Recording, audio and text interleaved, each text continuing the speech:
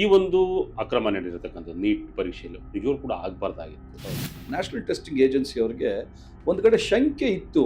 ಇಷ್ಟೊಂದು ತಾಂತ್ರಿಕ ಮುಂದುವರೆದ ಸಂದರ್ಭದಲ್ಲಿ ಅದನ್ನು ಕಟ್ಟಿ ಹಾಕ್ಲಿಕ್ಕೂ ಒಂದಿಷ್ಟು ಕ್ರಮಗಳನ್ನು ತೆಗೆದುಕೊಳ್ಬೇಕಲ್ವಾ? Cyber security is a big challenge ನಮ್ಮಲ್ಲಿ. ರಾಜಸ್ಥಾನೋ ಕೇರಳದಲ್ಲೋ ಅಲ್ಲೆಲ್ಲೋ ಒಂದು ಕಡೆ ಲೀಕ್ ಆಯಿತು.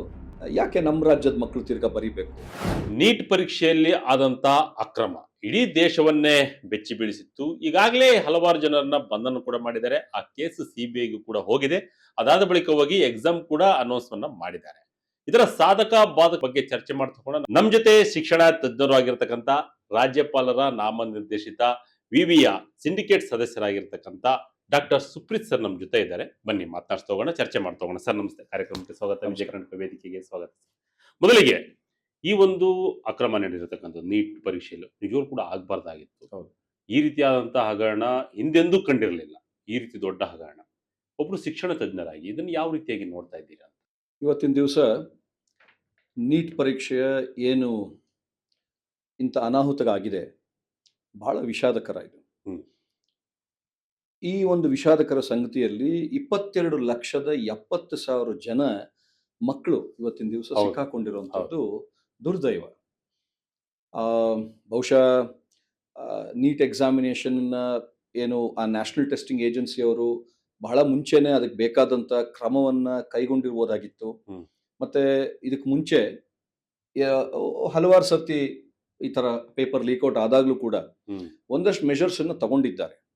ಈ ವರ್ಷ ನಮ್ಗೆಲ್ಲೋ ಒಂದ್ ಕಡೆ ಮಾಧ್ಯಮಗಳ ಮುಖಾಂತರ ಅಥವಾ ಎಲ್ಲೋ ಒಂದ್ ಕಡೆ ಒಂದಷ್ಟು ಬೇರೆ ರಾಜ್ಯದ ಮಾಧ್ಯಮದ ಮುಖಾಂತರ ಬಂದಂಥದ್ದೇನೆಂದ್ರೆ, ಎಲ್ಲೋ ಒಂದ್ ಕಡೆ ಈ ಸಲ ನ್ಯಾಷನಲ್ ಟೆಸ್ಟಿಂಗ್ ಏಜೆನ್ಸಿ ಅವ್ರಿಗೆ ಒಂದ್ ಕಡೆ ಶಂಕೆ ಇತ್ತು ಈ ತರ ಪೇಪರ್ ಲೀಕ್ಔಟ್ ಆಗುವಂಥದ್ದು. ರಾಷ್ಟ್ರೀಯ ಪರೀಕ್ಷಾ ಮಂಡಳಿ ಅದನ್ನ ರಾಷ್ಟ್ರೀಯ ಪರೀಕ್ಷಾ ಮಂಡಳಿಗೆ ಅದು ಸಿಕ್ಕಿದೆ. ಆದರೂ ಕೂಡ ಎಲ್ಲೋ ಒಂದ್ ಕಡೆ ಯಾಕೆ ನಿರ್ಲಕ್ಷ್ಯ ವಹಿಸಿದ್ರು ಅನ್ನೋದು ಬಹಳ ಇದೊಂಥರ ಆಘಾತಕಾರಿ. ಮಕ್ಕಳ ಭವಿಷ್ಯ ಅಡಗಿದೆ ಇದರಲ್ಲಿ. ಅವರು ನೀಟ್ ಎಕ್ಸಾಮಿನೇಷನ್ಗೆ 1 ವರ್ಷ 2 ವರ್ಷ ಪ್ರಿಪರೇಷನ್ ಇರಲ್ಲ. ಮೆಂಟಲಿ 4 to 5 ಇಯರ್ಸ್ ಮುಂಚೆ ಪ್ರಿಪೇರ್ ಮಾಡ್ಕೊಂಡಿರ್ತಾರೆ ಆ ಮಕ್ಕಳು.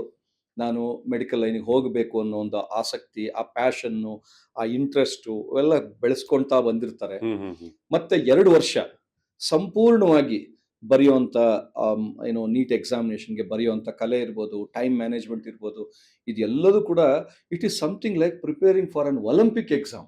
ಒಲಿಂಪಿಕ್ ಏನು ಸ್ಪೋರ್ಟ್ಸ್ಗೆ ಪ್ರಿಪೇರ್ ಆದಂಗೆ ಆ ಮಕ್ಕಳು ಪ್ರಿಪೇರ್ ಆಗಿರ್ತಾರೆ. ಇವತ್ತಿನ ದಿವಸ ಎಲ್ಲ ಏನು ಅನಾಲಜಿ ಹೇಳ್ಬೇಕಂದ್ರೆ ಒಲಿಂಪಿಕ್ ಸ್ಪೋರ್ಟ್ಸ್ ಎಲ್ಲ ಓಡಿ ಗೆದ್ದು ಆಯ್ತು, ಇಷ್ಟನ್ನ ನಾವು ಸಾಧನೆ ಮಾಡಿದೀವಿ ಅಂತ ಅಂದಮೇಲೆ ಇಲ್ಲ ತಿರ್ಗಾ ಮೊದಲಿಂದ ನೀವು ಪ್ರಿಪೇರ್ ಆಗ್ಬೇಕು ಅಂದ್ರೆ ಮತ್ತೆ ಇದರಷ್ಟು ಆಘಾತಕಾರಿ ವಿಷಯ ಮಕ್ಕಳಿಗೆ ಇನ್ನೊಂದಿಲ್ಲ. ಎಸ್, ನೀಟ್ ಅಷ್ಟು ಮುಖ್ಯನಾ? ಅಂದ್ರೆ ಉದ್ದೇಶ ಒಂದು ಕಡೆ ಆದ್ರೆ ಅದನ್ನ ಮಾಡ್ಬೇಕಾದ ಒಂದು ದೊಡ್ಡ ಸಾಧನೆನಾ ಅಂತ. ಯಾಕೆಂತ ಹೇಳಿದ್ರೆ ಈಗ ಪ್ರಶ್ನೆ ಮೂಡುತ್ತೆ. ಈ ಸಂದರ್ಭನ ಎದುರಿಸಿರ್ತಕ್ಕಂಥ ಸಂದರ್ಭದಲ್ಲಿ ವಿದ್ಯಾರ್ಥಿಗಳಿಗೆ ಹೌದಾ ಇದು ಈ ತರ ಆಗ್ತಿದ್ಯಾ, ಬೇಡ ಬೇರೆ ರೀತಿ ತಗೋಬಿಡೋಣ.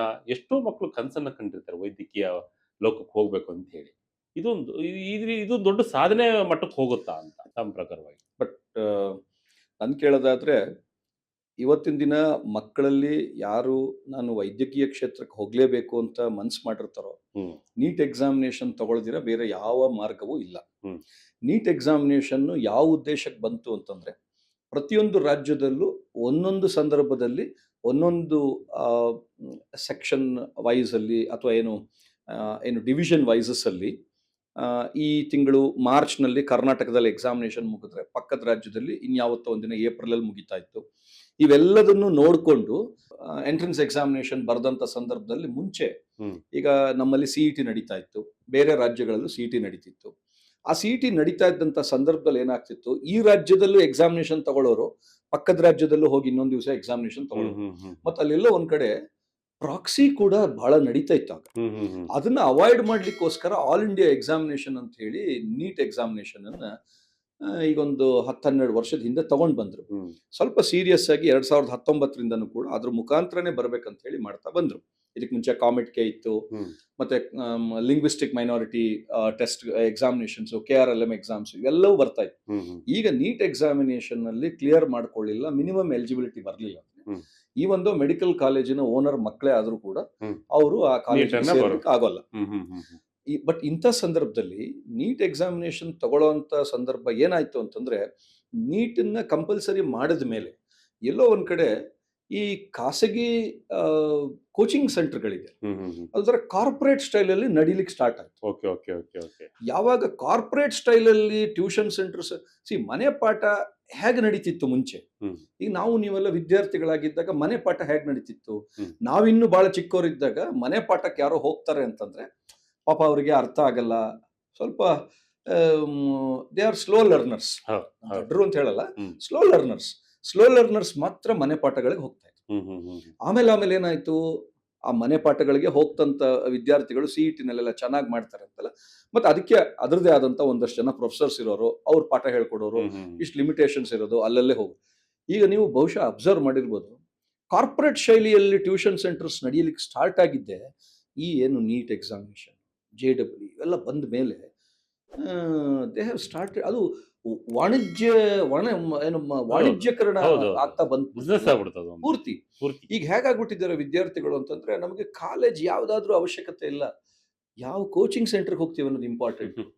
ಮತ್ತೆ ಕೋಚಿಂಗ್ ಸೆಂಟರ್ಗಳಲ್ಲೂ ಕೂಡ ನೀವು ತಾವು ನೋಡಿರ್ಬೋದು, ರೆಗ್ಯುಲರ್ ಶಿಕ್ಷಣ ಸಂಸ್ಥೆಗಳ ಬಗ್ಗೆ ಸಾಕಷ್ಟು ಅವರಿಗೆ ಇದೆಲ್ಲ ಏನು ರೂಪುರೇಷೆಗಳು, ಅದಕ್ಕೆ ಬೇಕಾದಂಥ ಸ್ಟ್ಯಾಂಡರ್ಡ್ ಆಪರೇಟಿಂಗ್ ಪ್ರೊಸೀಜರ್ಸು ಎಲ್ಲವೂ ಇದೆ. ಆದರೆ ಈ ಕಾರ್ಪೊರೇಟ್ ಕಂಪ್ನಿ ಶೈಲಿಯಲ್ಲಿ ನಡೀತಕ್ಕಂಥ ಟ್ಯೂಷನ್ ಸೆಂಟರ್ಸ್ ಅಥವಾ ಈ ಕೋಚಿಂಗ್ ಸೆಂಟರ್ಸ್ಗಳಿಗೆ ರೂಪುರೇಷೆಗಳನ್ನ ಇಟ್ಕೊಂಡಿಲ್ಲ. ಅವ್ರು ಯಾವ ಫೀಸ್ ಬೇಕಾದ್ರೂ ತಗೋಬಹುದು, 3 ಲಕ್ಷ 4 ಲಕ್ಷ. ನಾನು ಅದಕ್ಕೆ ಇತ್ತೀಚೆಗಷ್ಟೇ ಎಲ್ಲೋ ಒಂದು ಪುಸ್ತಕ ಬರೆದೆ, cracking IIT is not rocket science ಅಂತ. ಅದು ಗ್ರಾಮಾಂತರ ವಿದ್ಯಾರ್ಥಿಗಳಿಗೆ ಮತ್ತು ಸೆಮಿ ಗ್ರಾಮಾಂತರ ಅಂದ್ರೆ ಅರೆ ಗ್ರಾಮಾಂತರ ಮಕ್ಕಳಿಗೆ ಅನುಕೂಲ ಆಗಲಿ ಅಂತ ಹೇಳಿ ಹಳೆಯ ಶಾಂತಿನಾರಾಯಣ್ ಬುಕ್ ಶೈಲಿಯಲ್ಲಿ ಆಲ್ ಫಿಸಿಕ್ಸ್, ಕೆಮಿಸ್ಟ್ರಿ, ಮ್ಯಾಥಮೆಟಿಕ್ಸ್ ಎಲ್ಲವೂ ಫಾರ್ಮುಲಾಸ್ ಬರೋ ತರ ಒಂದು ಪುಸ್ತಕ ಬರೆದಿದ್ದೆ. ರಾಜ್ಯಪಾಲರು ಅದನ್ನ ಅನಾವರಣಗೊಳಿಸಿದ್ರು ರಾಜಭವನದಲ್ಲಿ. ಆ ಪುಸ್ತಕವನ್ನ ಸುಮಾರು ಸರ್ಕಾರಿ ಶಾಲೆಗಳಿಗೆ ಸುಮಾರು ಒಂದು 5,000 6,000 ಕಾಪಿಯನ್ನ ₹1 ಇಲ್ಲದೆ ಅದನ್ನ ಫ್ರೀಯಾಗಿ ಡಿಸ್ಟ್ರಿಬ್ಯೂಷನ್ಸ್ ಮಾಡಿದೆ. ಯಾಕೆ ಅದನ್ನ ಬರದೆ ಅಂದ್ರೆ ಈಗ ಅದು ಆ ಪುಸ್ತಕದ ಬಗ್ಗೆ ಚರ್ಚೆ ಅನ್ನೋಕ್ಕಿಂತ ಯಾಕೆ ಅದ್ರದ್ದು ಅರಿವು ಮೂಡಿಸ್ಬೇಕು ಮಕ್ಕಳಿಗೆ ಅಂದ್ರೆ, ನೀವು ಬೆಂಗಳೂರಿನಂತ ಮಹಾನಗರಗಳಲ್ಲಿ ಅಂತಂಥ ದೊಡ್ಡ ದೊಡ್ಡ ಕೋಚಿಂಗ್ ಸೆಂಟ್ರು, ಬಹಳ ದೊಡ್ಡ ದೊಡ್ಡ ಕಾಲೇಜು, ಇಂಥ ಕಡೆ ಬಂದು ಕಲ್ತ್ರೆ ಮಾತ್ರನೇ ನೀವು ಇಂಜಿನಿಯರಿಂಗು ಮೆಡಿಕಲ್ಗೆಲ್ಲ ಹೋಗ್ತೀರಾ ಅನ್ನೋದಲ್ಲ. ನಿಮಗೆ ಅದಕ್ಕೆ ಬೇಕಾದಂಥ ಕೋಚಿಂಗು, ಅದಕ್ಕೆ ಬೇಕಾದಂಥ ಸಿಲೆಬಸ್ಸು, NCERT ಇಂದ ಏನು ಸಿಲೆಬಸ್ ಬರುತ್ತೆ ಆ ಸಿಲೆಬಸ್ ಪ್ರಕಾರ ನೀವು ಒಂದು ಸಿಸ್ಟಮ್ಯಾಟಿಕ್ ಸ್ಟ್ರಾಟಜಿಕಲ್ ವೇ, ವಿದ್ಯೆ ಅನ್ನೋದು ಒಂದು ತಪಸ್ಸು. ಕೋಚಿಂಗ್ ಸೆಂಟರ್ಗೋ ಕಾಲೇಜ್ಗೋ ಹೋಗಿ ದುಡ್ಡು ಕೊಟ್ಟ ತಕ್ಷಣನೇ ನಮಗೆ ಆ ವಿದ್ಯೆ ಬರೋಲ್ಲ, ಅದು ತರಕಾರಿ ಅಲ್ಲ, ಅದು ಕಲಿಬೇಕಲ್ಲ ಸರ್, ತಪಸ್ಸು, ಕಲಿಕೆ ಬೇಕಲ್ಲ. ಇಟ್ಸ್ ಎ ಪೆನೆಸ್, ತಪಸ್ಸು. ಅವರು ಆ ಮಕ್ಕಳು ಬೆಳೆಸ್ಕೋತಾ ಹೋಗ್ಬೇಕು, ಪಾಲಕ ಪೋಷಕರು ಅದಕ್ಕೆ ಸಪೋರ್ಟ್ ಮಾಡ್ತಾ ಹೋಗ್ಬೇಕು. ಎಲ್ಲಿವರೆಗೂ ಪಾಲಕ ಪೋಷಕರು ಕೂಡ ಆ ಒಂದು ನಿಟ್ಟಿನಲ್ಲಿ ಯೋಚನೆ ಮಾಡಲ್ಲ, ಅಫ್ಕೋರ್ಸ್ ಮಕ್ಕಳಿಗೆ ಆ ನಿಟ್ಟಿನಲ್ಲಿ ಯೋಚನೆ ಬರೋಲ್ಲ. ಸೊ ಹಾಗಾಗಿ ಮಾಧ್ಯಮದ ಮುಖಾಂತರ ಕೇಳ್ಕೊಳ್ಳೋದೇನಪ್ಪ ಅಂದ್ರೆ, ಸರ್ಕಾರಕ್ಕಾಗಿರ್ಬೋದು, ಪಾಲಕ ಪೋಷಕರಿಗಾಗಿರ್ಬೋದು, ಈ ಹಿಂದೆ ಹೇಗೆ system of education especially for +1 and +2 ಏನಿತ್ತಲ್ಲ, ಆ ಶಿಕ್ಷಕರಿಗೂ ಮತ್ತು ವಿದ್ಯಾರ್ಥಿಗಳಿಗೂ ಇದ್ದಂತ ಆ ಒಡನಾಟದ ರೀತಿಯಲ್ಲಿ ಮಾಡ್ತಾ ಬಂದ್ರೆ, ಎಲ್ಲೋ ಒಂದ್ ಕಡೆ ಈ ತರ ಈ ನೀಟ್ದು high demand creativity, high sensitivity ಆಗುವಂಥದ್ದು ಈಗೆಲ್ಲೋ ಏನೋ ಸಿಗ್ತಾ ಇಲ್ಲ. ನಾಳೆ ಮನೆಗೆ ಕಾರ್ಪೊರೇಷನ್ ನಲ್ಲಿ ನೀರು ಬರಲ್ಲ ಅಂದ್ರೆ ಇವತ್ತೊಂದು 10 ಬಕೆಟ್ ಹಿಡಿದು ಇಟ್ಕೊಂಡ್ಬಿಡ್ತಾರೆ. ಅದಕ್ಕೋಸ್ಕರ ಇವತ್ತಿನ ದಿವಸ ಇಂಥ ಅನ್ಹೆಲ್ತಿ ಕಾಂಪಿಟೇಷನ್ ಆಗ್ತಾ ಇದೆ. ಹೆಲ್ತಿ ಕಾಂಪಿಟೇಷನ್ ಆದ್ರೆ ಒಳ್ಳೇದು. ನೀಟ್ ಬಂದಾದ ನಂತರವಾಗಿ ಏನೆಲ್ಲ ಬದಲಾವಣೆಗಳಾಗಿದೆ ಅಂತ, ಯಾಕೆಂದ್ರೆ ಹಿಂದೆ ಸಾಕಷ್ಟು ಬೇರೆ ರೀತಿಯಾದಂತಹ ಎಕ್ಸಾಮ್ಸ್ ಇತ್ತು, ಎಂಟ್ರೆನ್ಸ್ ಎಕ್ಸಾಮ್ಸ್. ನೀಟ್ ಬಂದ ನಂತರವಾಗಿ ಯಾವ ರೀತಿಯಾಗಿ ಬದಲಾವಣೆ ಆಯಿತು, ಜೊತೆಗೆ ನಗರ ಮತ್ತು ಗ್ರಾಮೀಣ ಅಭ್ಯರ್ಥಿಗಳಿಗೆ ಸಮಾನ ಅವಕಾಶ ಇದೆಯಾ ನೀಟ್ನಲ್ಲಿ ಅಂತ? ನೀಟ್ ಪರೀಕ್ಷೆ ಎಲ್ಲ ವಿದ್ಯಾರ್ಥಿಗಳನ್ನು ಒಂದೇ ರೀತಿ ನೋಡ್ತದೆ, ಅದ್ರ ಬಗ್ಗೆ ಏನು ಸಂದೇಹ ಇಲ್ಲ. ನೀಟನ್ನ ತಂದಿರೋದು ಒಂದ್ ರೀತಿ ಸರಿ ಇದೆ, ಆದ್ರೆ ಅದನ್ನ ಬಳಕೆ ಮಾಡ್ಕೊಳ್ಳಕ್ಕೆ ಗ್ರಾಮಾಂತರ ಭಾಗದ ವಿದ್ಯಾರ್ಥಿಗಳಿಗೆ ಮತ್ತೆ ಅರೆ ಗ್ರಾಮಾಂತರ ಭಾಗದ ವಿದ್ಯಾರ್ಥಿಗಳಿಗೆ ಸ್ವಲ್ಪ ಕಷ್ಟ ಆಗ್ತಾ ಇದೆ. ಯಾಕೆ ಕಷ್ಟ ಆಗ್ತಾ ಇದೆ ಅಂತಂದ್ರೆ, ಈಗ ನೀಟ್ ಎಕ್ಸಾಮಿನೇಷನ್ಗೆ ಫಾರಂ ತುಂಬೋದಾಗಿರ್ಬೋದು, ಎಲ್ಲ ಕೆಲವೆಲ್ಲ ಆನ್ಲೈನ್ ಅಪ್ಡೇಷನ್ಸ್ ಇರ್ಬೋದು, ಇವೆಲ್ಲ ಪಾಪ ಗ್ರಾಮಾಂತರ ಭಾಗದ ಮಕ್ಕಳಿಗೆ ಅವ್ರ ತಂದೆ ತಾಯಿ ಓದಿರಲ್ಲ, ತಂದೆ ತಾಯಿ ಕೂಲಿನಲ್ಲಿ ಮಾಡ್ತಾ ಇರ್ತಾರೆ. ಎಲ್ಲೋ ಒಂದ್ ಕಡೆ ನಾವೆಲ್ಲ ಮುಂಚೆ ಕೇಳ್ತಾ ಇದ್ವಿ, ಅವ್ರ ತಂದೆ ತಾಯಿ ಕೂಲಿನಲ್ಲಿ ಮಾಡ್ತಾ ಇದ್ರು, ಆತ ಕಷ್ಟಪಟ್ಟು ಓದಿ ಡಾಕ್ಟರ್ ಅದ. ಈಗ ಅಂತ ವಿದ್ಯಾರ್ಥಿಗಳಿಗೆ ನೋಡಿ, ಲಾಸ್ಟ್ ಟೈಮ್ ಕೂಡ ನಾನು ಒಂದಷ್ಟು ಸರ್ವೆ ಮಾಡಿದಂಥ ಪರ್ಸ್ನಲಿ ಸರ್ವೆ ಮಾಡಿದಾಗ ಹ್ಮ್ ನೀಟ್ ಎಕ್ಸಾಮಿನೇಷನ್ನು ಎಷ್ಟೋ ಜನ ರ್ಯಾಂಕ್ ಬರದೇ ಇದ್ದಂಥ ವಿದ್ಯಾರ್ಥಿಗಳು ಅಥವಾ ಕಳ್ಕೊಂಡಂಥ ವಿದ್ಯಾರ್ಥಿಗಳು ಓದ್ದೆ ಕಳ್ಕೊಂಡವ್ರಲ್ಲ. ಹ್ಮ್ ಹ್ಮ್ ಆ ಫಾರಂ ಅನ್ನ ಕರೆಕ್ಟಾಗಿ ಭರ್ತಿ ಮಾಡಕ್ ಬರ್ದಿರ ಸೀಟ್ ಕಳ್ಕೊಂಡಿರೋ ವಿದ್ಯಾರ್ಥಿಗಳೇ ಹೆಚ್ಚು. ಇದು ಇದು ಎಷ್ಟೋ ಜನ ಗೊತ್ತಿಲ್ಲ. ದುರಂತ ಹ್ಮ್. ನಿಜವಾಗ್ಲೂ. ಆಮೇಲೆ ಇದನ್ನ ಫಾರಂ ಅನ್ನ ಯಾವ ರೀತಿ ಭರ್ತಿ ಮಾಡಬೇಕು, ಹೇಗೆ ಮಾಡಬೇಕು ಅನ್ನೋದನ್ನ ಆಯಾ ಸಂಬಂಧಪಟ್ಟಂತ ಕಾಲೇಜಿನ ಪ್ರಾಂಶುಪಾಲರು, ಕಾಲೇಜಿನ HODs ಅಂಥವ್ರಿಗೆ ಟ್ರೈನಿಂಗ್ ಕೊಟ್ಬಿಡ್ಬೇಕು. ನೀಟ್ ಎಕ್ಸಾಮಿನೇಷನ್ ಏನ್ ನ್ಯಾಷನಲ್ ಟೆಸ್ಟಿಂಗ್ ಏಜೆನ್ಸಿ ಅವರು. ಹ್ಮ್ ಹ್ಮ್ ಹ್ಮ್ ಹ್ಮ್ ಆವಾಗ ಏನಾಗುತ್ತೆ, ಕಾಲೇಜ್ನಲ್ಲಿ ಅದ್ರ ಬಗ್ಗೆ ಮಕ್ಳಿಗೆ ಹೇಳ್ತಾರೆ, ಇದಾದ್ಮೇಲೆ ಹೀಗೀಗೆ ಅಲ್ಲ, ಎಲ್ಲವೂ ಕೂಡ ಅರಿವು ಅದರಲ್ಲಿ ಮೂಡಿಸ್ತಾರೆ. ಹೌದು. ಯೂಟ್ಯೂಬ್ ಅಲ್ಲಿ ಇವತ್ತಿನ ದಿವಸ ಎಲ್ಲ ಸಿಕ್ಕತ್ತೆ. ಆದ್ರೂ ಕೂಡ ಓದ್ತಾ ಇರ್ತಕ್ಕಂಥ ವಿದ್ಯಾಸಂಸ್ಥೆಯಲ್ಲಿ ಆಯಾ ಶಿಕ್ಷಕರು ಅಥವಾ ಏನು ಪ್ರಾಂಶುಪಾಲರುಗಳು ಹೇಳ್ತಾ ಬಂದಾಗ ಅದು ಎಲ್ಲೋ ಒಂದ್ ರೀತಿ ಎಲ್ಲಾ ಮಕ್ಕಳಿಗೂ ಅವಕಾಶ ಸಿಕ್ಕತ್ತೆ. ಹ್ಮ್ ಹ್ಮ್ ಹ್ಮ್ ಸರ್ಕಾರಿ ಕಾಲೇಜ್ಗಳು ಈಗ ಏನ್ KPS ಶಾಲೆಗಳಿರ್ತವೆ ಅಂತ ಕಡೆ ಎಲ್ಲ ಆ ಮಕ್ಕಳಿಗೆ ಅವಕಾಶ ಸಿಕ್ಕತ್ತೆ. ಹ್ಮ್ ಹ್ಮ್ ಈಗ ನೋಡಿ, ಆ, ಈಗ ನೀಟ್ ಎಕ್ಸಾಮಿನೇಷನ್ ಈಗ ಇನ್ನೊಂದು ಮಾಡ್ತಾ ಇದ್ದಾರೆ, ಹಳೇದನ್ನ ಕನ್ಸಿಡರೇಷನ್ ತಗೊಳ್ದಿರ ಗ್ರಾಮಾಂತರ ಭಾಗದಿಂದ ಬಂದಂತ ವಿದ್ಯಾರ್ಥಿಗಳು ಎಲ್ಲೋ ಬೆಂಗಳೂರು ಮಹಾನಗರದಲ್ಲಿ ಅದಕ್ಕೆ ಅಂತ ಬಂದಿದ್ರು, ದುಡ್ಡು ಖರ್ಚು ಮಾಡಿದ್ರು, ಓದಿದ್ರು, ಎಕ್ಸಾಮಿನೇಷನ್ ಫಸ್ಟ್ ಕ್ಲಾಸ್ ಆಗಿ ಮಾಡಿದ್ರು. ಹ್ಮ್ ನನಗೆ ಮೆಡಿಕಲ್ ಸೀಟ್ ಎಲ್ಲೋ ಒಂದ್ ಕಡೆ ಈ ಕರ್ನಾಟಕದ ರಾಜ್ಯದಲ್ಲೋ ಅಥವಾ ಈ ದೇಶದಲ್ಲಿ ಎಲ್ಲೋ ಒಂದ್ ಕಡೆ ಸಿಗುತ್ತೆ. ಸಿಕ್ಕತ್ತೆ ಅಂತ ಮನೆಗೆ ಹೋದ. ಹೌದು. ಎಲ್ಲ ಇಲ್ಲಿದ್ದಂತ ಅವನ ಸೂಟ್ ಕೇಸು ಬ್ರೀಫ್ ಎಲ್ಲ ತಗೊಂಡು ಹೋದ. ತಗೊಂಡು ಹ್ಮ್ ಈಗ ಆತನಿಗೆ ಎಕ್ಸ್ಟ್ರಾ ಕೋಚಿಂಗ್ ಬೇಕೀಗ.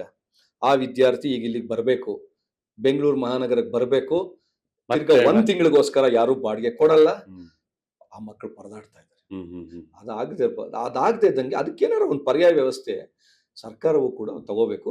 ಮತ್ತೆ ಕೇಂದ್ರ ಸರ್ಕಾರ ಏನಾದ್ರೂ ವಿದ್ಯಾರ್ಥಿಗಳಿಗೆ ಅಂತ ಮಾಡಿದಾಗ ರಾಜ್ಯ ಸರ್ಕಾರನೂ ಒಂಚೂರು ಅದಕ್ಕೆ ಮಕ್ಕಳ ಹಿತದೃಷ್ಟಿಯಿಂದ, ಹ್ಮ್ ಹ್ಮ್ ಹ್ಮ್ ನಾನು ಹೇಳೋದು ಇಲ್ಲಿ ನಿಮ್ಮ ಯಾವ ಪಕ್ಷಗಳು ನೋಡಬೇಡಿ, ನಿಷ್ಪಕ್ಷಪಾತವಾಗಿ ಹೌದು. ಮಕ್ಕಳ ಹಿತದೃಷ್ಟಿ ಅಂತ ಬಂದಾಗ ಎಲ್ಲ ಪಕ್ಷದವ್ರದ್ದು ಕೂಡ ಒಂದೇ ರೀತಿಯಾದಂಥ ಥಾಟ್ ಪ್ರೋಸೆಸ್ ಇರಬೇಕು. ಹ್ಮ್ ಹ್ಮ್ ಹ್ಮ್ ಈ ಸರ್ಕಾರ ಬಂದಾಗ ನಾವು ಇನ್ಯಾವುದೋ ಸಿಲೆಬಸ್ ಮಾಡ್ತೀವಿ, ಅವ್ರು ಬಂದಾಗ ಇನ್ನೊಂದು ಸಿಲೆಬಸ್ ಮಾಡ್ತೀವಿ ಅಂತಂದ್ರೆ, ಈ ತಾರತಮ್ಯದಿಂದಲೇ ಹಲವಾರು ವಿದ್ಯಾರ್ಥಿಗಳಿಗೆ ಗೊಂದಲ ಉಂಟಾಗ್ಬಿಡುತ್ತೆ. ಮತ್ತೆ ಅದರಲ್ಲೂ ನಮ್ಮಲ್ಲಿ ಈಗ ನಾನು ಎಷ್ಟೋ ಕಡೆ ಸಾರಿ ಎಲ್ಲಾ ಮಾಧ್ಯಮದಲ್ಲೂ ಎಲ್ಲಾ ಕಡೆನೂ ವಿದ್ಯಾರ್ಥಿಗಳು ಸೇರಿದಾಗೆಲ್ಲ ಹೇಳ್ತಾ ಇರ್ತೀನಿ, this is our golden opportunity period, golden era of the country ಇವತ್ತಿನ ದಿವಸ. ಹೌದು, ಹೌದು. ಯಾಕೆ ಅಂತಂದ್ರೆ ಇನ್ಯಾರೋ ರಾಜಕಾರಣಿಗಳಿದ್ದಾರೆ ಅಥವಾ ಇನ್ಯಾರೋ ರಾಜ್ಯ ನಡೆಸ್ತಾ ಇದ್ದಾರೆ ಅಥವಾ ಇನ್ಯಾರೋ ದೇಶ ನಡೆಸ್ತಾ ಇದ್ದಾರೆ ಅಂತಲ್ಲ.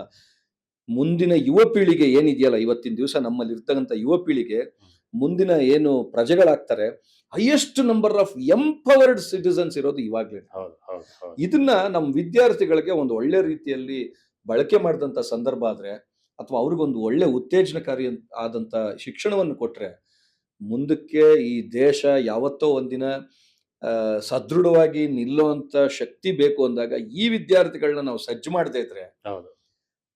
ಬಹಳ ಕಷ್ಟ ಆಗತ್ತೆ. ಮುಂದಿನ ದಿನಮಾನಗಳಲ್ಲಿ ಆ ಮಕ್ಕಳಿಗೆ ನಾವು ಎಲ್ಲೋ ಒಂದ್ ಕಡೆ ಸಫರಿಂಗ್ ನ ಬಿಟ್ಟು ಹೋದಂಗ ಆಗತ್ತೆ. ಹೌದು. ಅದಾಗಬಾರ್ದು ಆ ಮಕ್ಕಳಿಗೆ. ಕೋಚಿಂಗ್ ಸೆಂಟರ್ ಬಗ್ಗೆ ಒಂದು ಮಾರ್ಗಸೂಚಿ ಅಂತ ಇರ್ಬೇಕಾಗತ್ತೆ. ಅದು ಯಾಕೋ ಇಲ್ಲ ಅನ್ಸುತ್ತೆ. ಹೌದು. ಅದು ಇಲ್ದಿದ್ದಕ್ಕೆ ಕಾರಣವಾಗಿ ಎಸ್ ಈ ಕೋಚಿಂಗ್ ಸೆಂಟರ್ಗೆ ಹೋದ್ರೆ ನನಗೆ ಸೀಟ್ ಫಿಕ್ಸ್ ಆಗುತ್ತೋ ಅಥವಾ ಈ ಸೆಂಟರ್ ಆಯ್ಕೆ ಮಾಡ್ಕೊಂಡು ಹೋಗ್ತಾರೆ. ನಾವು ಕೂಡ ನೋಡಿದೀವಿ, ಬೆಟರಾ, ಅದು ಬೆಟರಾ, ಇದು ಬೆಟರಾ ಅಂತೇಳಿ.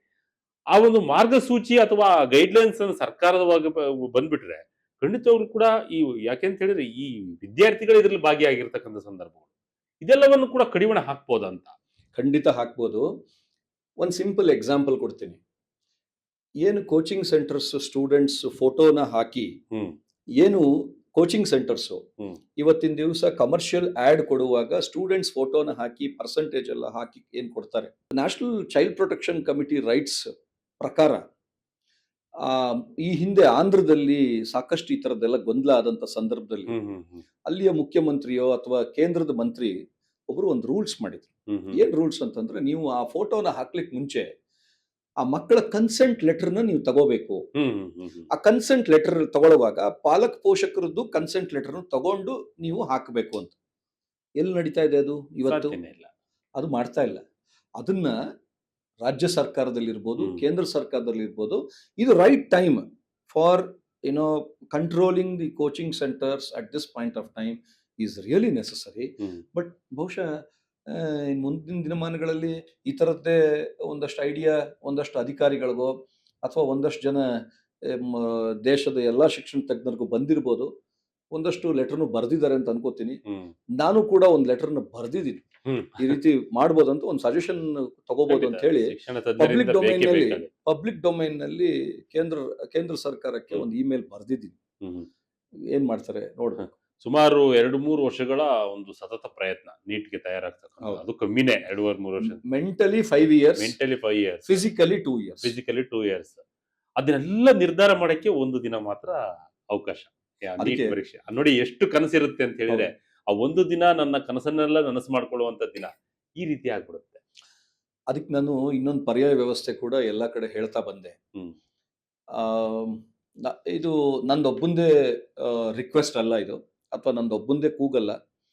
ಈ ದೇಶದ ಅಥವಾ ಈ ರಾಜ್ಯದ ಎಷ್ಟೋ ಜನ ಪ್ರಾಂಶುಪಾಲರುಗಳಿರ್ಬೋದು, ಅಥವಾ ಸಬ್ಜೆಕ್ಟ್ ಫ್ಯಾಕಲ್ಟೀಸ್ ಇರ್ಬೋದು, ಶಿಕ್ಷಣ ತಜ್ಞರಿರ್ಬೋದು, ಎಲ್ರದ್ದು ಏನು ಒಂದು ಅಹವಾಲು ಅಂತಂದ್ರೆ, ದಯವಿಟ್ಟು ಸಂಪೂರ್ಣವಾಗಿ ನೀಟನ್ನೇ ಪರಿಗಣಿಸಬೇಡಿ ಎಕ್ಸಾಮಿನೇಷನ್. ಒಂದು 40% ರೆಗ್ಯುಲರ್ 12th ಸ್ಟ್ಯಾಂಡರ್ಡ್, ಏನು ಅವ್ರಿಗೆ PUC ಓದ್ತಾ ಇರ್ತಾರ, ಈಗ ಪಕ್ಕದ ರಾಜ್ಯದಲ್ಲಿ ಇಂಟರ್ಮೀಡಿಯೇಟ್ ಓದ್ತಿರ್ತಾರೆ, ಇನ್ಯಾವುದೋ ಒಂದ್ ಕಡೆ CBSE ICSE ಆದ್ರೆ 12th ಸ್ಟ್ಯಾಂಡರ್ಡ್ ಓದ್ತಾ ಇರ್ತಾರೆ.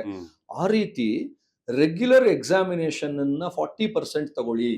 ಆಗ ಮಕ್ಕಳಿಗೆ ರೆಗ್ಯುಲರ್ ಆಗಿ ನಾನು ಕಾಲೇಜ್ಗೆ ಹೋಗ್ಬೇಕು, ಕಾಲೇಜಿನ ಆ ಒಡನಾಟಗಳು ಮತ್ತು ಪಾಲಕ ಪೋಷಕರ ಮತ್ತು ಶಿಕ್ಷಕರ ಮತ್ತು ವಿದ್ಯಾರ್ಥಿಗಳ ಏನು ಈ ಟ್ರಯಾಂಗ್ಯುಲರ್ ಸ್ಪೇಸ್ ಏನಿರುತ್ತಲ್ಲ, ಆ ಟ್ರಯಾಂಗ್ಯುಲರ್ ಬಾಂಡೇಜ್ ಬೆಳೀತಾ ಹೋಗುತ್ತೆ. ಮಕ್ಕಳಲ್ಲಿ ಒಂದು ಆಸಕ್ತಿ ಬರುತ್ತೆ, ಹೋಲಿಸ್ಟಿಕ್ ಎಜುಕೇಶನ್ ಬರುತ್ತೆ. ಸೊ 40% ಅಲ್ಲಿಂದ ತಗೊಂಡ್ರೆ, ಆ 40% ಏನ್ ತಗೊಂಡಿರ್ತಾರೆ ಅದು ಇವತ್ತಿನ ದಿವಸ ಫಿಕ್ಸ್ ಆಗಿರುತ್ತೆ. ಈಗ ನೋಡಿ, ಪೂರ್ತಿ 100 ಬರೆಯಂಗಿಲ್ಲ, 100% ಏನ್ ಬರೆಯಂಗಿಲ್ಲ. ಸೊ 40% ಅದಿರುತ್ತೆ. ನೀಟ್ ಎಕ್ಸಾಮಿನೇಷನ್ ಅನ್ನು 60% ತಗೊಳ್ಳಿ. So 60% from NEET, 40% from the regular examination. ಇದನ್ನ ತಗೊಂಡ್ರೆ ಐ ಥಿಂಕ್ ಈ ದೇಶದ ಎಲ್ಲ ಮಕ್ಕಳಿಗೂ ನ್ಯಾಯ ಸಿಗ್ಬೋದು. ಮತ್ತೆ ಎಲ್ಲದಕ್ಕಿಂತ ಹೆಚ್ಚಾಗಿ ಏನಾಗಿದೆ ಅಂತಂದ್ರೆ, ರೆಗ್ಯುಲರ್ ಕಾಲೇಜಿನ ಏನು ಲೆಕ್ಚರರ್ಸ್ ಅಥವಾ ಏನು ಅಧ್ಯಾಪಕರುಗಳು ಏನಿದ್ದಾರೆ, ಅವ್ರಿಗೂ ಕೂಡ ಎಲ್ಲೋ ಒಂದ್ ಕಡೆ ಇವತ್ತಿನ ದಿವಸ ಅಷ್ಟೆಲ್ಲ ಕಷ್ಟಪಟ್ಟು ಪಾಠ ಹೇಳ್ಕೊಟ್ರು ಅವರಿಗೆ ಮನ್ನಣೆ, ಈ ಕೋಚಿಂಗ್ ಸೆಂಟರ್ ಅಧ್ಯಾಪಕರಿಗೆ ಸಿಕ್ಕಂತ ಮನ್ನಣೆ ಇವ್ರಿಗೆ ಸಿಗ್ತಾ ಇಲ್ಲ. ಆಕ್ಚುಲಿ 5 ವರ್ಷ ಪಾಠ ಹೇಳ್ಕೊಡ್ರೆ ಸಿಗ್ತಾ ಇಲ್ಲ. ನಿಜವಾಗ್ಲೂ ಕಾಲೇಜ್ ಮಟ್ಟದಲ್ಲಿ ಪಾಠ ಹೇಳ್ಕೊಟ್ಟಂತ ಶಿಕ್ಷಕರನ್ನ ನಿಜವಾಗ್ಲೂ ನಾವು ನೆನ್ಸ್ಕೋಬೇಕು. They dedicate their life for that. ಅಲ್ಲ, ಫಸ್ಟ್ ಪ್ರಿಫರೆನ್ಸ್ ಕೊಡ್ತಾ ಇರೋದೇ ಕೋಚಿಂಗ್ ಸೆಂಟರ್ಗೆ ಅನ್ಕೋತೀನಿ. ಯಾಕೆಂತಂದ್ರೆ ಶಾಲೆಯಲ್ಲಿ 8 ಅವರ್ 6 ಅವರ್ ಇರ್ತಾರೆ, ಸಾಯಂಕಾಲ 1 ಅವರ್ ಟ್ಯೂಷನ್ಗೆ ಹೋಗ್ತಾರೆ ಅಥವಾ ಕೋಚಿಂಗ್ ಸೆಂಟರ್ ಹೋಗ್ತಾರೆ. ಅದಕ್ಕೆ ಜಾಸ್ತಿ ಮನ್ನಣೆ ಸಿಗ್ತಾ ಇದೆ ಈಗಿನ ಕಾಲದಲ್ಲಿ. ಎಕ್ಸಾಕ್ಟ್ಲಿ ಕರೆಕ್ಟ್ ಆಗಿ ಬದಲಾವಣೆ ಆಗ್ಬೇಕಾಗಿರ್ತಕ್ಕಂಥದ್ದು ಅಲ್ಲಿ. ಯಾಕೆಂದ್ರೆ 8 ಶಿಕ್ಷಣ ಇಲಾಖೆ ಇದ್ರ ಬಗ್ಗೆ ಸ್ವಲ್ಪ ತೀವ್ರವಾದ ಕ್ರಮ ತಗೊಂಡ್ರೆ ಒಳ್ಳೇದು. ಸರ್, ತಾಂತ್ರಿಕವಾಗಿ ಎಷ್ಟು ಮುಂದುವರೆದಿದ್ವಿ ನಾವು, ಆ ತಾಂತ್ರಿಕತೆನೇ ನಮಗೆ ಒಂದು ರೀತಿಯಾಗಿ ಈಗ ಎದುರಾಗ್ತಾ ಇದೆ, ಸಂಕಷ್ಟಕ್ಕೆ ಎದುರಾಗ್ತಾ ಇದೆ. ಆ ತಾಂತ್ರಿಕತೆ ಮುಖಾಂತರವಾಗಿನೇ ಇವತ್ತು ನಡೆದಿರ್ತಕ್ಕಂಥ ನಕಲಿ ವಿಚಾರಗಳು. ಇಷ್ಟೊಂದು ತಾಂತ್ರಿಕ ಮುಂದುವರೆದ ಸಂದರ್ಭದಲ್ಲಿ ಅದನ್ನು ಕಟ್ಟಿ ಹಾಕ್ಲಿಕ್ಕೂ ಒಂದಿಷ್ಟು ಕ್ರಮಗಳನ್ನು ತೆಗೆದುಕೊಳ್ಬೇಕಲ್ವಾ? ತಗೊಳ್ಬಹುದು. ಬಟ್ ಈಗ ಏನಾಗಿದೆ ಅಂತಂದ್ರೆ, ನಮ್ಮಲ್ಲಿ ತಾಂತ್ರಿಕ ವ್ಯವಸ್ಥೆ ಹೆಚ್ಚಾಗಿದೆ ಮತ್ತು ಹೇರಳವಾಗಿದೆ. ಆದ್ರೆ ಅದನ್ನ ಎಲ್ಲೋ ಒಂದ್ ಕಡೆ securitisation, cyber security is a big challenge ನಮ್ಮಲ್ಲಿ. ಆ ಚಾಲೆಂಜ್ ಇಂದ ಏನಾಗ್ತಾ ಇದೆ ಅಂತಂದ್ರೆ, ಅದಕ್ಕೆ ಬೇಕಾದಂತ ಏನು ರೂಪುರೇಷೆಗಳನ್ನ ಮಾಡೋದ್ರಲ್ಲಿ ಎಲ್ಲೋ ಒಂದ್ ಕಡೆ ವಿಫಲರಾಗ್ತಾ ಇದ್ದಾರೆ. ಯಾಕಂದ್ರೆ ಬಿಲ್ಡ್ ಮಾಡಕ್ ಎಷ್ಟು ಕಷ್ಟಪಡ್ತಾರೋ ಅದನ್ನ ಸೇಫ್ ಗಾರ್ಡ್ ಮಾಡೋದಕ್ಕೆ ಆ ಒಂದು ತಂತ್ರಾಂಶವನ್ನು ಕೂಡ ಹಾಕ್ಬೇಕಾಗಿದೆ ಇವತ್ತಿನ ದಿವಸ. ಎಷ್ಟೋ ಕಡೆ ಜನಗಳದ್ದು ಏನು ರಿಕ್ವೆಸ್ಟ್ ಅಂತಂದ್ರೆ, ರಾಜಸ್ಥಾನೋ ಕೇರಳದಲ್ಲೋ ಅಲ್ಲೆಲ್ಲೋ ಒಂದ್ ಕಡೆ ಲೀಕ್ ಆಯ್ತು, ಯಾಕೆ ನಮ್ಮ ರಾಜ್ಯದ ಮಕ್ಕಳು ತಿರ್ಗಾ ಬರೀಬೇಕು? ಅದು ಹಾಗಾಗಲ್ಲ. ಇವತ್ತು ವಾಟ್ಸಪ್ ಇರ್ಬೋದು ಅಥವಾ ಬೇರೆ ಎಲ್ಲ ಸೋಷಿಯಲ್ ಮೀಡಿಯಾಗಳ ಮುಖಾಂತರ ಒಂದು 6 ಅವರ್ಸ್ ಮುಂಚೆ ಪೇಪರ್ಗಳೆಲ್ಲ ಹರಿದಾಡ್ತಾ ಇತ್ತು. ಅದು ಇಂಥ ಸಂದರ್ಭದಲ್ಲಿ ಅಫ್ಕೋರ್ಸ್ ಅದು ಕೋಟ್ಯಾಂತರ ಜನಕ್ಕೆ ಅದು ರೀಚ್ ಆಗೋಗಿರುತ್ತೆ. ಸೊ ಹಾಗಾಗಿ ಅದನ್ನ ಗಣನೆಗೆ ತಗೊಳ್ದಿರ, ಎಕ್ಸಾಮಿನೇಷನ್ ಮಾಡದಿರ ಇವತ್ತು ಇನ್ಯಾವುದೇ ರೀತಿಯಾದಂತ ಪರ್ಯಾಯ ವ್ಯವಸ್ಥೆ ನಮ್ಮಲ್ಲಿ ಇಲ್ಲ ಎಕ್ಸಾಮಿನೇಷನ್ ಸಿಸ್ಟಮ್. ಸೊ ಆ ಉದ್ದೇಶದಿಂದ ಈಗ ತಗೊಂಡಿದ್ದಾರೆ. ಅಲ್ಲ, ತಾಂತ್ರಿಕವಾಗಿ ಅದನ್ನು ಪ್ರಿಪೇರ್ ಮಾಡ್ತಕ್ಕಂಥದ್ದು ತಾಂತ್ರಿಕವಾಗಿ. ಜೊತೆಗೆ ಏನಪ್ಪಾ ಅಂದ್ರೆ, ಲಾಜಿಸ್ಟಿಕ್ಸ್ ಏನಿದೆ, ಪ್ರಿಂಟಿಂಗ್ ಆಫ್ ಕ್ವಶನ್ ಪೇಪರ್ಸ್, ಇವೆಲ್ಲವೂ ಕೂಡ ದಯವಿಟ್ಟು ಅವಾಯ್ಡ್ ಮಾಡ್ತಾ ಬಂದು ತಂತ್ರಾಂಶದ ಮುಖಾಂತರ online question papers, online printing, ಅಥವಾ ಇವ್ರು ಇವತ್ತಿನ ದಿವಸ ಇದೇ ಸಿಸ್ಟಮ್ ಅಲ್ಲೇ ಇತ್ತು ಅಂತಂದ್ರೆ ಏನ್ ಲಾಜಿಸ್ಟಿಕ್ಸ್ ತುಂಬಾ ಜನಗಳನ್ನ ಕ್ರಾಸ್ ಆಗಿ ಬರುತ್ತೆ ಆ ಕ್ವಶನ್ ಪೇಪರ್. ಲಾಜಿಸ್ಟಿಕ್ಸ್ ಏನ್ ಮಾಡಬಹುದು ಅಂತಂದ್ರೆ, ಡಿಫೆನ್ಸ್ ಪರ್ಸನ್ಸ್ ನ ಯುಟಿಲೈಸ್ ಮಾಡಿಕೊಂಡು, ಯಾಕಂದ್ರೆ this is one of the major examination, defence ಅವ್ರನ್ನ ಯೂಸ್ ಮಾಡಿಕೊಂಡು ಅವರ ಡಿಫೆನ್ಸ್ ಸೆಕ್ಯೂರಿಟಿ ಯೂಸ್ ಮಾಡಿಕೊಂಡು ಈ ಲಾಜಿಸ್ಟಿಕ್ಸ್ ಅನ್ನ ಖಂಡಿತ ಮಾಡ್ಬೋದು. ಹೌದು. ಬಹುಶಃ ಅವ್ರನ್ನ ಗಣನೆಗೆ ತಗೊಂಡು ಮಾಡಿದ್ರೆ I think it will be one of the best strict examination in the ಹೌದು ಕಂಟ್ರಿ. ಹೌದು ಇನ್ ಖಂಡಿತ the country like how UPSC election ಮಾತ್ರ ಈ ರೀತಿ ಭದ್ರತೆ ಕೊಡ್ತಾರೆ, ಇದು ಕೊಡದೇ ಅಲ್ಲ ನೋಡಿ. ಕೊಡ್ಬೇಕು, ಇದಕ್ಕೆ ಕೊಡ್ಬೇಕು. ಮೇನ್ ಇದು ಕೊಡ್ಬೇಕಾಗಿರೋದೇ ಈಗ ಇದಕ್ಕೆ. ಮತ್ತೆ ಇನ್ನೂ ಒಂದು ಸಬ್ಮಿಷನ್ ಅಥವಾ ರಿಕ್ವೆಸ್ಟ್ ಏನಪ್ಪಾ ಅಂದ್ರೆ, ನೋಡಿ UPSC ಎಕ್ಸಾಮಿನೇಷನ್ಗೆ ಇಂತಿಷ್ಟೇ ಆದಂತ ಲಿಮಿಟೇಷನ್ಸ್ ಇರುತ್ತೆ. ಅಂದ್ರೆ ಇಷ್ಟು ಸತಿ ಎಕ್ಸಾಮಿನೇಷನ್ ತಗೋಬಹುದು. ಇದರಲ್ಲಿ ಆ ತರ ಲಿಮಿಟೇಷನ್ಸ್ ಕೊಟ್ಟಿಲ್ಲ. ಮತ್ತೆ ರ್ಯಾಂಕಿಂಗ್ ಸಿಸ್ಟಮ್ ಕೊಡುವಾಗ್ಲೂ ಅಷ್ಟೇ. ಈಗ ನಾನು ನೀಟ್ ಎಕ್ಸಾಮಿನೇಷನ್ ಬರೆದಿರ್ತೇನೆ, ಆಗ್ತಾನೆ ಪಾಸ್ ಆದಂತ ಸೆಕೆಂಡ್ PUC ಹುಡುಗನು ನೀಟ್ ಎಕ್ಸಾಮಿನೇಷನ್ ಬರೆದಿರ್ತಾನೆ. ಹೌದು. ಇಬ್ರಿಗೂ ಒಂದೇ ಮಾರ್ಕ್ಸ್ ಬಂದಿರುತ್ತೆ, ಆದ್ರೆ ರ್ಯಾಂಕಿಂಗ್ ನನಗೆ ಹೆಚ್ಚು ಬರುತ್ತೆ, ಅವನಿಗೆ ಕಮ್ಮಿ ಬರುತ್ತೆ.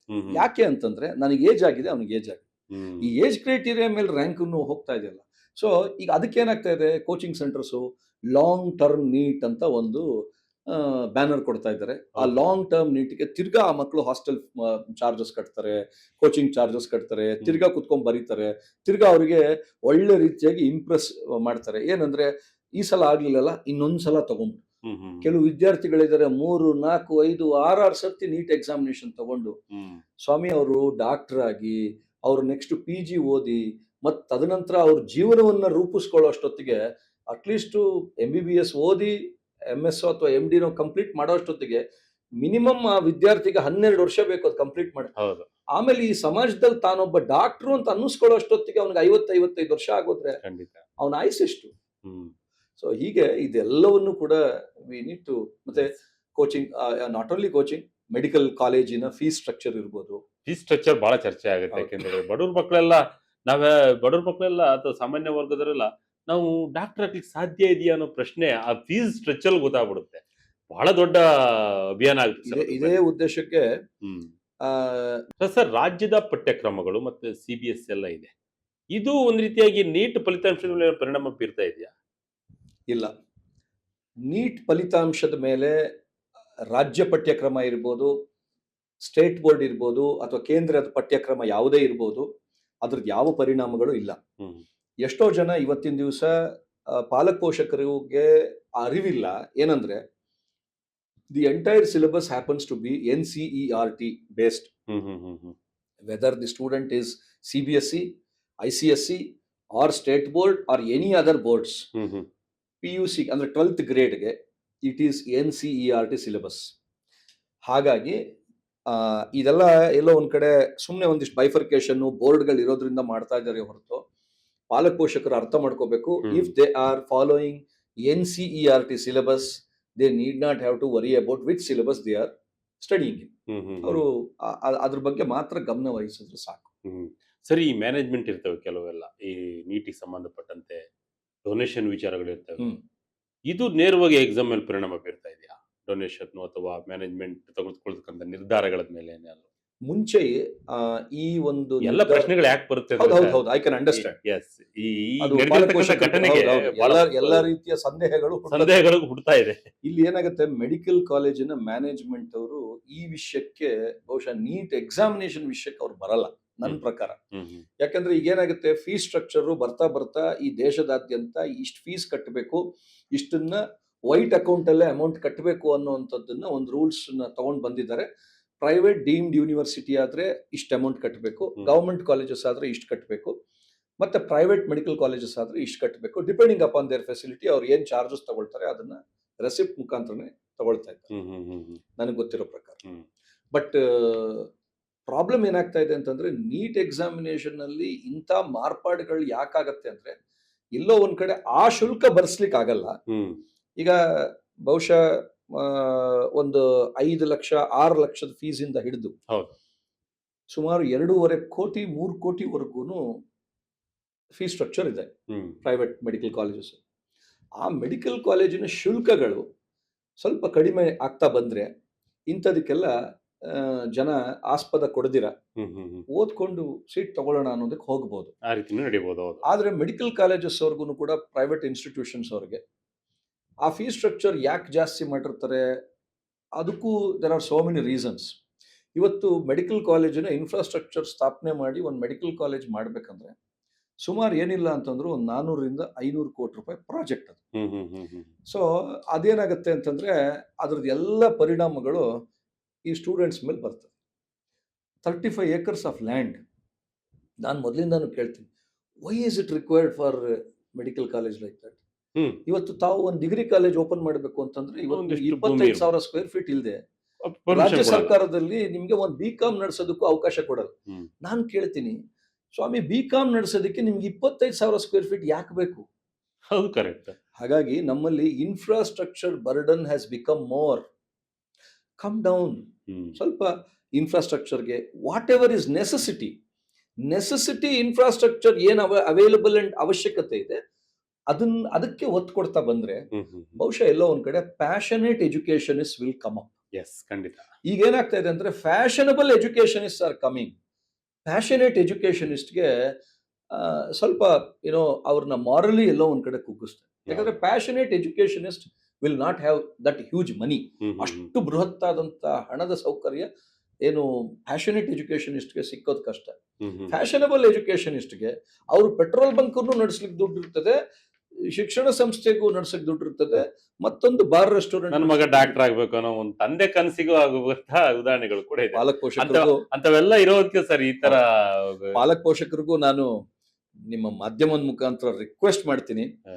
ಹೇರಕ್ಕೋಸ್ಕರ ಮಕ್ಕಳಿಗೆ ನೀನ್ ಮೆಡಿಕಲ್ ಆಗ್ಲೇಬೇಕು ಅನ್ನೋದನ್ನ ಮಾಡಬೇಡಿ. ಹ್ಮ್. ಯಾಕಂದ್ರೆ ಆ ಮಕ್ಕಳಲ್ಲಿ ಏನಂದ್ರೆ ಆ ಮೆಡಿಕಲ್, ನಾನು ಎಲ್ರಿಗೂ ಹೇಳ್ತಾ ಇರ್ತೀನಿ, ಮೆಡಿಸನ್ ಓದ್ಬೇಕು ಅಂದ್ರೆ ಓದ್ಸೋರು ಗಟ್ಟಿ ಇರ್ಬೇಕು, ಓದೋರು ಗಟ್ಟಿ ಇರ್ಬೇಕು. ಇಬ್ರು ಆರೋಗ್ಯ ಓದ್ಸೋರು ಫೈನಾನ್ಷಿಯಲಿ ಗಟ್ಟಿ ಇರಬೇಕು, ಓದೋರು ಮೆಂಟಲಿ ಗಟ್ಟಿ ಇರಬೇಕು. ಹೌದು, ಹೌದು. ಸೊ ಹಾಗಾಗಿ ಸ್ವಲ್ಪ ಒಂಚೂರು ಮಾನಸಿಕ ಸ್ಥಿತಿ ಪ್ರಬುದ್ಧತೆ ಎಲ್ಲ ಇಟ್ಕೊಂಡು ಮತ್ತೆ ಮನೆಯವರೆಲ್ಲ ಒಟ್ಟಿಗೆ ಕೂತ್ಕೊಂಡು ಯಾವುದೇ ಕೋರ್ಸ್ ಇರ್ಬೋದು, ಮೆಡಿಕಲ್ ಇರ್ಬೋದು, ಎಂಜಿನಿಯರಿಂಗ್ Engineering ಇರ್ಬೋದು, ಇರ್ಬೋದು. ಲಾ ಪ್ರೊಫೆಷನ್ ಇರ್ಬೋದು, ಅಥವಾ ಪ್ಯೂರ್ ಸೈನ್ಸ್ ಇರ್ಬೋದು, ಸಾಕಷ್ಟು ಅವಿನ್ಯೂಸ್ ಇದ್ದಾವೆ.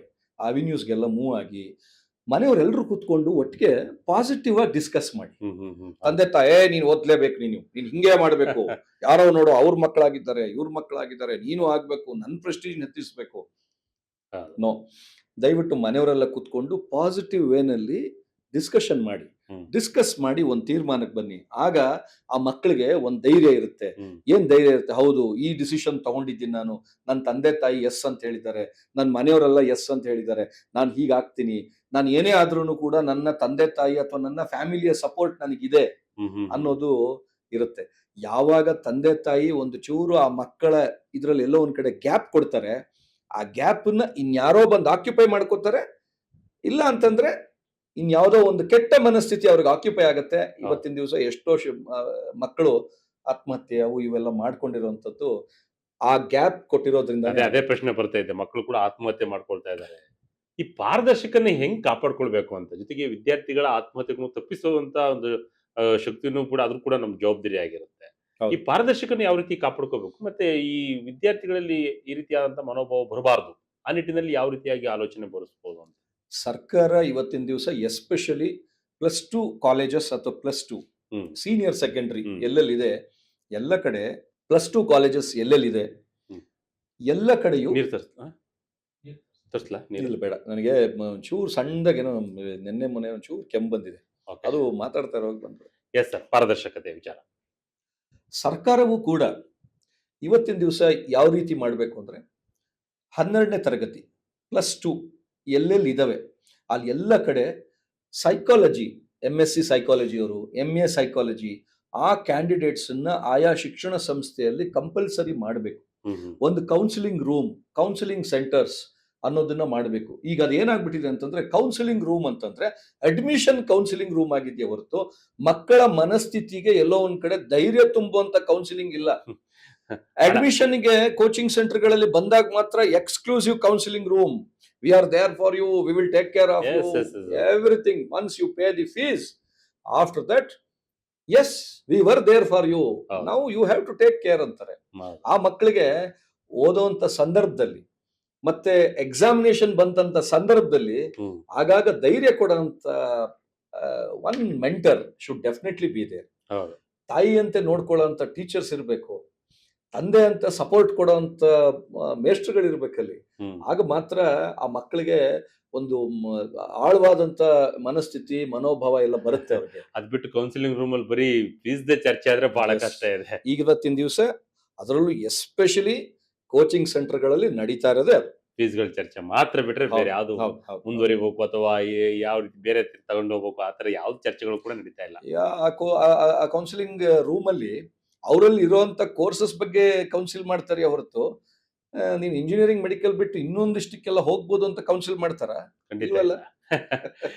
ಮಾನಸಿಕವಾಗಿ ಯಾವ ರೀತಿಯಾಗಿ ಸಿದ್ಧರಾಗ್ಬೇಕು ಅಂತ, ಯಾಕೆಂತ ಹೇಳಿದ್ರೆ ಈಗ ಆಗಿರ್ತಕ್ಕಂತ ಘಟನೆ ಕೆಲವು ವಿದ್ಯಾರ್ಥಿಗಳಲ್ಲಿ ಬಹಳಷ್ಟು ಪ್ರಭಾವ ಬೀರ್ಬಿಟ್ಟಿದೆ. ಹೌದು. ಅವ್ರು ಮಾನಸಿಕವಾಗಿ ಯಾವ ರೀತಿಯಾಗಿ ಸಿದ್ಧರಾಗ್ಬೇಕು ಮುಂದಿನ ಪರೀಕ್ಷೆಗೆ ಅಂತ? ಈಗ ಅಟ್ ಪ್ರೆಸೆಂಟ್ ಏನ್ ನೀಟ್ ಎಕ್ಸಾಮಿನೇಷನ್ ತಗೊಂಡಿರೋ ವಿದ್ಯಾರ್ಥಿಗಳಿಗೆ ಈಗ ಪೋಸ್ಟ್ಪೋನ್ ಆಗಿದೆ. ನಾನು ವಿದ್ಯಾರ್ಥಿಗಳಿಗೆ ಹೇಳೋದು, ಧೃತಿಗೆಡಬೇಡಿ. Examination is not the only criteria. ನಿಮ್ಮನ್ನ ಅಳತೆ ಹಾಕೋದಿಕ್ಕೆ ಅಥವಾ ನಿಮ್ಮನ್ನ ಅಳತೆ ಕಟ್ಟಿ ತೂಗಕ್ಕೆ ಎಕ್ಸಾಮಿನೇಷನ್ ಒಂದೇ ಅಲ್ಲ. There are so many other options also. ಹೌದು. ನೀವು ಮೆಡಿಕಲ್ದೇ ಆಸ್ಪಿರೆಂಟ್ ಆಗಿದ್ರೆ ನೀವು ಆಲ್ರೆಡಿ ಓದಿದ್ದೀರಿ, ಆಗೋಗಿದೆ, ಇಂಥದ್ದೊಂದು ಅನಾಹುತ ಆಗೋಗಿದೆ, ನಮ್ಮೊಬ್ರಿಗೆ ಆಗಿಲ್ಲ, ಇಡೀ ದೇಶದ ನಿಮ್ ಜೊತೆ ಇದ್ದಂತ ಸಹಪಾಠಿಗಳಿಗೂ ಆಗಿದೆ, ಪ್ರತಿಯೊಬ್ಬರಿಗೂ ಆಗಿದೆ, ನಿಮ್ ಜೊತೆ ಇದ್ದಂತ ನಿಮ್ಮದೇ ಏಜ್ ಗ್ರೂಪಿನ ಎಲ್ಲ ರಾಜ್ಯದ ಮಕ್ಕಳಿಗೂ ಆಗಿದೆ. ಸೊ ಹಾಗಾಗಿ ನಾವಿವತ್ತಿನ ದಿವಸ ಮಾನಸಿಕವಾಗಿ ಸದೃಢವಾಗಿ ಧೈರ್ಯ ತುಂಬಿಕೊಳ್ಳೋಣ. ನಮಗೆಲ್ಲ ಒಂದ್ 450-500 ಮಾರ್ಕ್ಸ್ ಬರ್ತಿತ್ತು, ಆಯ್ತು, ಅಲ್ಲೆಲ್ಲ ಒಂಚೂರು ಸರಿಯಾಗಿ ಮಾಡ್ಲಿಲ್ವೇನೋ, ಇನ್ನೊಂದಷ್ಟು ಮಾಡೋದಿಕ್ಕೆ ನಮಗೆ ಎಲ್ಲ ಸರ್ಕಾರದಿಂದಾನೇ ಪ್ರೋತ್ಸಾಹ ಸಿಕ್ಕಿದೆ ಅಂತ ಪಾಸಿಟಿವ್ ವೇನಲ್ಲಿ ಥಿಂಕ್ ಮಾಡಿ. 600 ಮಾರ್ಕ್ಸ್ 800 ಮಾರ್ಕ್ಸ್ ತಗೊಳ್ಳೋದಕ್ಕೆ ನೀವು ಇನ್ನೆಷ್ಟು ತಯಾರಿ ಮಾಡಬಹುದು ಅಂತ ತಯಾರಿ ಮಾಡ್ತಾ ಅದಕ್ಕೆ ಸಿದ್ಧರಾಗಿ, ಜೊತೆಗೆ ನೀಟ್ ಎಕ್ಸಾಮಿನೇಷನ್ ಪೋಸ್ಟ್ಪೋನ್ ಆಯ್ತಲ್ಲ ಅಂತ ಕೊರಗೋ ಬದಲು ಪಾಸಿಟಿವ್ ವೇನಲ್ಲಿ ತಗೊಂಡು ಎಕ್ಸಾಮಿನೇಷನ್ ಮತ್ತಷ್ಟು ಪ್ರಿಪೇರ್ ಆಗಿ. ಯಾಕೆಂದ್ರೆ ನೀವು ಕೊರಗ್ತಾ ಕೂತ್ಕೊಂಡ್ರೆ ನಿಮ್ಮ ಭವಿಷ್ಯನೇ ನಾಳೆ ದಿವಸ ಎಲ್ಲೋ ಒಂದ್ ಕಡೆ ಅತಂತ್ರ ಸ್ಥಿತಿಗೆ ಬರುತ್ತೆ.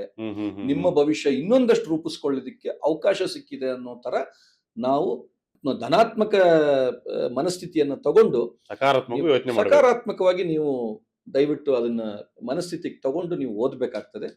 ಅದರ ಜೊತೆಗೆ ನಾಳೆ ಏನಾದ್ರೂ ಮೆಡಿಕಲ್ ಸೀಟ್ನ ಸಿಕ್ಕಿದ್ರೆ ಬಹಳ ಸಂತೋಷ. ಮೆಡಿಕಲ್ ಸೀಟ್ ತಮಗೆ ಅಕಸ್ಮಾತ್ ಸಿಕ್ಲಿಲ್ಲ ಅಂತಂದ್ರೆ there are so many other ventures, there are so many other options today. Go for pure science. Indian Institute of Science ಅಲ್ಲಿ integrated courses ಸಾಕಷ್ಟು ಇದಾವೆ. Go for such kind of places. Go for biotechnologies, biomedical sciences, so many other places where doctors are dependent on them. ಇವತ್ತು ಎಷ್ಟು ದೊಡ್ಡ ದೊಡ್ಡ hospitals ಕಟ್ಟಿದ್ದಾರೆ, ದೊಡ್ಡ ದೊಡ್ಡ ಡಾಕ್ಟರ್ಸ್ ಎಲ್ಲ ದೊಡ್ಡ ದೊಡ್ಡ ಹಾಸ್ಪಿಟಲ್ಸ್ ಕಟ್ಟಿದಾರಲ್ಲ, ಅವ್ರು ಎಲ್ರಿಗೂ ಕೂಡ MBA ಇನ್ ಹಾಸ್ಪಿಟಲ್ ಮ್ಯಾನೇಜ್ಮೆಂಟ್ ನವ್ರು ಇವತ್ತು ಸಿಗ್ತಾ ಇಲ್ಲ. MBA in hospital management are working like CEOs of a company. ಅವರ ಸಂಬಳ ಇವತ್ತು 5-6 ಲಕ್ಷ. ಒಂದೊಂದ್ಸತಿ ಡಾಕ್ಟರ್ಗಳ ಸಂಪಾದನೆ ಇರೋಲ್ಲ, ಆದ್ರೆ ಹಾಸ್ಪಿಟಲ್ ಮ್ಯಾನೇಜ್ಮೆಂಟ್ ಮಾಡ್ತಾ ಇರುವಂತ MBA ಹೋಲ್ಡರ್ಗೆ ಇವತ್ತು ಅಷ್ಟು ಸಂಪಾದನೆ ಇದೆ. ಹಾಗಾಗಿ there are so many venues. You can do that. ಆಯ್ಕೆ ನೋಡಿ, ಅದೇ 2013ರಲ್ಲಿ ಆರಂಭ ಆಗಿರ್ತಕ್ಕಂಥದ್ದು ನೀಟ್ ಪರೀಕ್ಷೆ. 2023ರಲ್ಲಿ ಆಲ್ಮೋಸ್ಟ್ ಒಂದು 6 ಲಕ್ಷ ವಿದ್ಯಾರ್ಥಿಗಳಿದ್ರು, 6-7 ಲಕ್ಷ ಇದ್ರು ಅನ್ಸುತ್ತೆ. 2020ರಲ್ಲಿ ಅದರ ಗಣನೀಯವಾಗಿ 4 ಪಟ್ಟು ಏರಿಕೆ ಆಗಿದೆ. ಬಹಳಷ್ಟು ಖುಷಿ ವಿಚಾರ. ಆದ್ರೆ ಈಗ ಆಗಿರ್ತಕ್ಕಂಥ ಘಟನೆ ಮುಂದಿನ ನೀಟ್ ಪರೀಕ್ಷೆಯಲ್ಲಿ ಏನಾದ್ರೂ ಬದಲಾವಣೆಗಳಾಗ್ತಕ್ಕಂಥ ಚಾನ್ಸಸ್ ಇದೆಯಾ ಅಂತ? ಯಾಕೆಂದ್ರೆ ವಿದ್ಯಾರ್ಥಿಗಳ ಮುಂದಿನ ನಿರ್ಧಾರಗಳು ಯಾವ ರೀತಿಯಾಗಿರ್ತವೆ, ಯಾವ ರೀತಿಯಾಗಿ ತೆಗೆದುಕೊಳ್ತಾ ಇದ್ದಾರೆ ಅಂತ? ಗಣನೀಯವಾಗಿ ನೀಟ್ ಎಕ್ಸಾಮಿನೇಷನ್ಗೆ ವಿದ್ಯಾರ್ಥಿಗಳು ಹೆಚ್ಚಾಗ್ತಾ ಹೋಗ್ತಾ ಇದ್ದಾರೆ. ಅದೇ ರೀತಿಗೆ ನೀಟ್ ಪರೀಕ್ಷೆ ಒಂದೇ ಅಲ್ಲ, JEE ಎಕ್ಸಾಮಿನೇಷನ್ಗೂ ಕೂಡ ಜಾಸ್ತಿ ಆಗ್ತಾ ಇದ್ದಾರೆ. ಬಟ್ ಇವತ್ತೇನಾಗ್ತಾ ಇದೆ ಅಂತಂದ್ರೆ, ಸುಮಾರು ಜನ ನೀಟ್ ಎಕ್ಸಾಮಿನೇಷನ್ ಅನ್ನ ಒಂದು ಟ್ರೈ ಕೊಡೋಣ ಅಂತ ಹೇಳಿ ಅದನ್ನು ಕೂಡ ಮೂವ್ ಮಾಡ್ತಾ ಇದ್ದಾರೆ.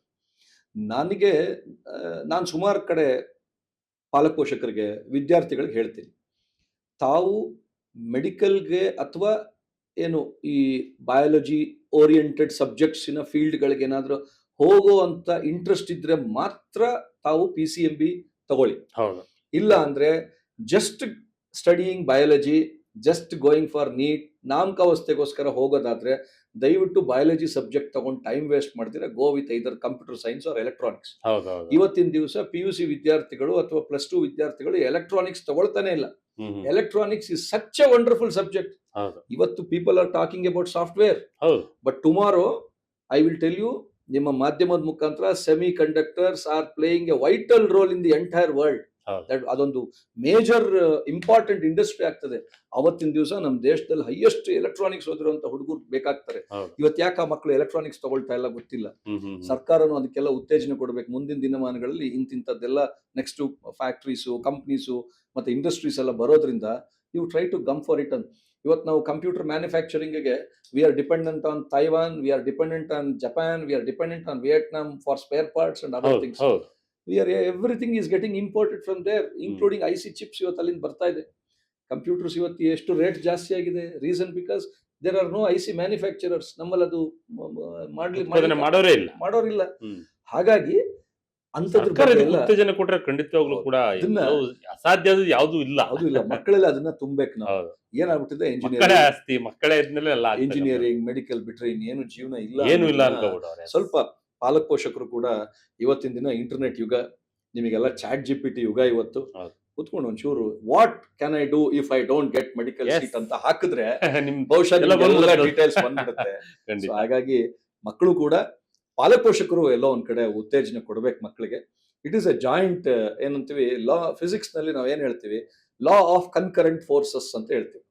ಲಾ ಆಫ್ ಕನ್ಕರೆಂಟ್ ಫೋರ್ಸಸ್ ಅಂದ್ರೆ ಏನಂದ್ರೆ ಎಲ್ಲಾ ಫೋರ್ಸಸ್ ಒಟ್ಟಿಗೆ ನಿಂತ್ಕೊಂಡು ಯಾವ್ದಾದ್ರು ಒಂದು ಆಬ್ಜೆಕ್ಟ್ ಗೆ ನಾವು ಉತ್ತೇಜನ ಕೊಡುವಂಥದ್ದು.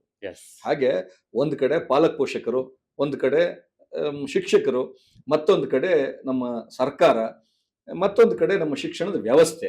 ಈ ನಾಲ್ಕು ಪಿಲ್ಲರ್ಸ್ ನಿಂತ್ಕೊಂಡು ಉತ್ತೇಜನ ಕೊಟ್ರೆ ಆ ಮಕ್ಕಳೆಲ್ಲ ಒಂದ್ ಕಡೆ ಸದೃಢವಾಗಿ ಈ ದೇಶಕ್ಕೆ, ಈ ಸಮಾಜಕ್ಕೆ ಒಂದು ಉತ್ತಮವಾದಂತ ವ್ಯಕ್ತಿ ಆದ್ರೆ ಅದಕ್ಕಿಂತ ಪುಣ್ಯಸ್ತುತಿ ನಮ್ಮ ದೇಶಕ್ಕೆ ಇನ್ನೊಂದಿಲ್ಲ. Thank you sir. ಸಾಕಷ್ಟು ಮಾಹಿತಿನ, ವಿದ್ಯಾರ್ಥಿಗಳಿಗೆ ಆತ್ಮಸ್ಥೈರ್ಯವನ್ನ ಎಲ್ಲವನ್ನು ಕೂಡ ತುಂಬಿದಂತ ಧನ್ಯವಾದಗಳು ವಿಜಯ ಕನಕದಲ್ಲಿ ಭಾಗಿಯಾಗಿ. ನಮಸ್ಕಾರ. Thank you sir. ಇದಾಗಿತ್ತು ಈ ಕ್ಷಣದ ವಿಶೇಷ. ಇದೇ ರೀತಿಯಾದ ವಿಶೇಷತೆಗಳಿಗಾಗಿ Vijaya Kanaka website, YouTube page, Facebook page follow ಮಾಡ್ತಾ ಇರಿ. ಧನ್ಯವಾದಗಳು.